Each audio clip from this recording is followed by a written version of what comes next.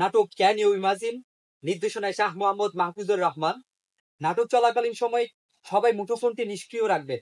তাহলে দর্শক উপভোগ করুন নাটক ক্যান ইউ ইমাজিন।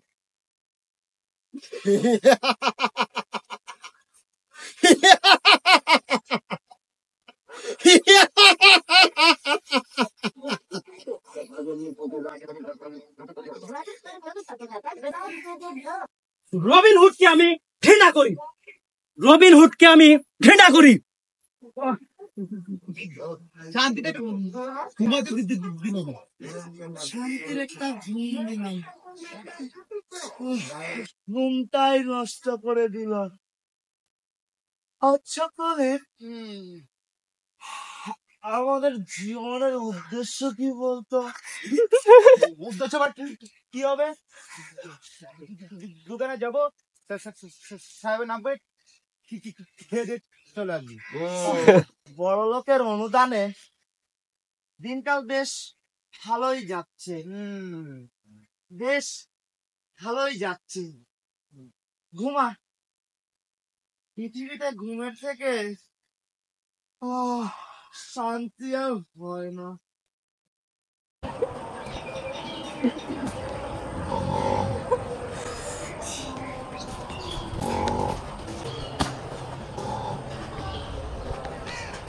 রবিন হুডকে আমি ঘৃণা করি,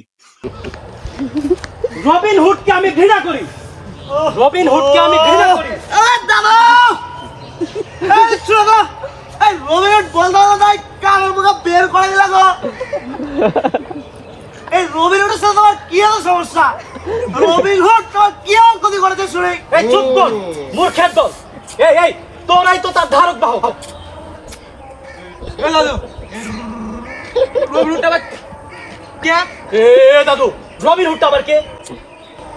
রবিন হুড ধনীদের সম্পদ লুট করে গরিবদের বিলিয়ে দিত।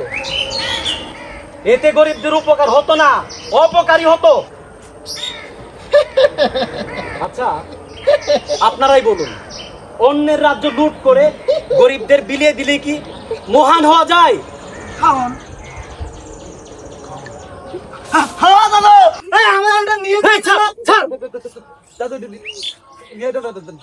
আরে গর্ধবের দল, উনি কি এখনো বেঁচে আছে?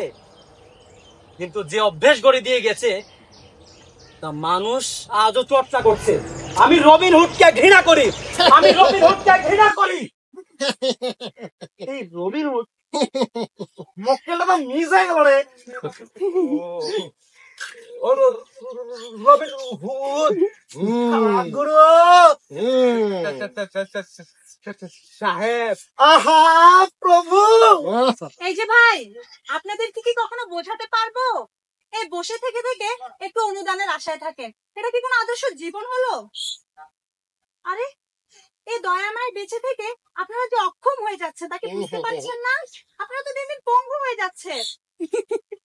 আশ্চর্য তো।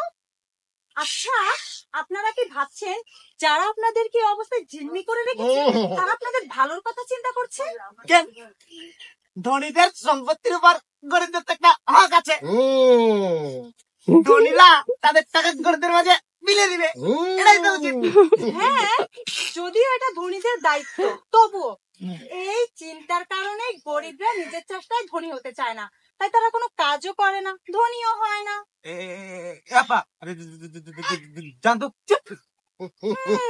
এখন তো লাগবেই, ওই যে কথাই আছে না, নুন খাই যার গুণ গাই তার, তাই না?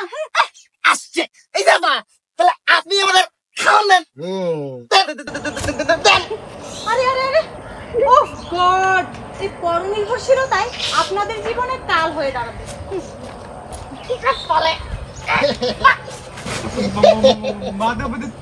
চলে গেল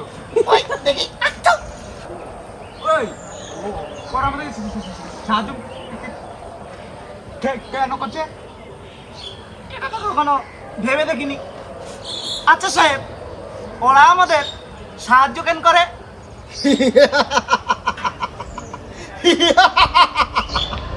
আরে আমি আমার নিজের প্রয়োজনে সাহায্য করে থাকি। এই যে তোমাদেরকে দিয়ে আমি আর ট্যাক্সের জ্বালা থেকে মুক্তি পাচ্ছি, অল্প কিছু বিনিয়োগ দেখিয়ে আমি আবার ট্যাক্সটা সম্পূর্ণ এই মেরে দিচ্ছি।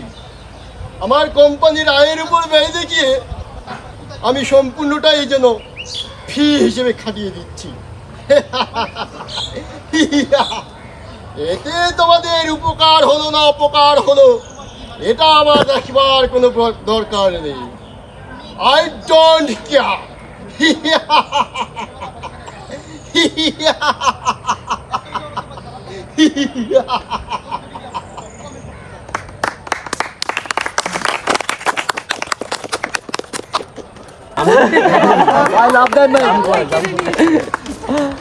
আমি চোখটা খোল।